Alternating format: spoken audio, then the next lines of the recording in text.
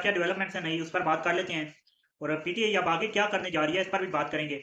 और इमरान खान साहब को रिलीफ भी मिलने जा रहा है, उस पर भी बात कर लेंगे। इसके बाद अगर किसी भी शख्स पर रऊफ हसन साहब जैसा हमला हुआ या फिर किसी भी पीटीआई के शख्स को उठाया गया, तो पीटीआई ने सड़कों पर आने की कॉल दे रखी है। तगड़े आवाज है पीटीआई की, उन्हें मंजर आम पर आने का हुक्म मिल चुका है। पीटीआई के कुछ केसेस भी चल रहे हैं इस वक्त। अस्सलाम वालेकुम नाजरीन, बात कर लेते हैं रऊफ हसन साहब पर हमले की।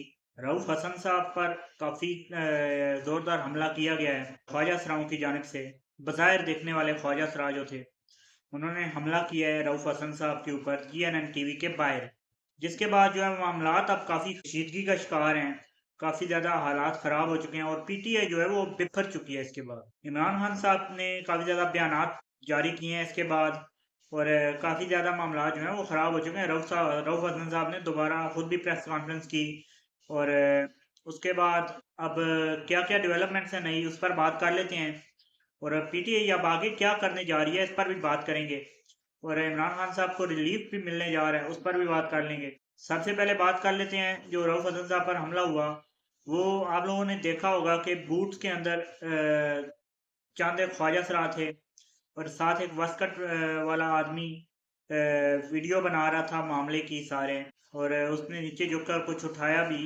और ये मामला जो है वो कैद हो चुके हैं कैमरे की आंख में, जिन्हें अब जो है वो मजीद खुलना चाहिए और मजीद इसकी इंक्वायरी होनी चाहिए।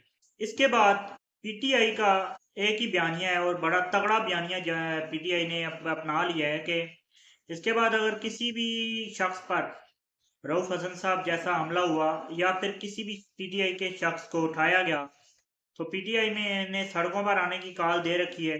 और सड़कों पर आने का मुकम्मल तौर पे इन्होंने ऐलान कर रखा है कि अगर इसके बाद कोई भी इस तरह का मामला हुआ तो हम लोग जो है वो सड़कों पर आएंगे, सड़कों पर अपना एहतजाज जो है वो रिकॉर्ड कराएंगे और भरपूर एहतजाज होगा। इसके बाद बात कर लेते हैं इमरान खान साहब ने मजीद क्या डेवलपमेंट्स की हैं। मजीद ये पीटीआई आगे बढ़ी है और पीटीआई ने अपने जो रूपोश रहनुमा हैं, जिनमें हमाद अजहर, मुराद सईद और मियां असलम और इस तरह के चंद एक और रहनुमा हैं जो कि रूपोश हैं और काफ़ी तगड़े आवाज़ है पीटीआई की, उन्हें मंजर आम पर आने का हुक्म मिल चुका है।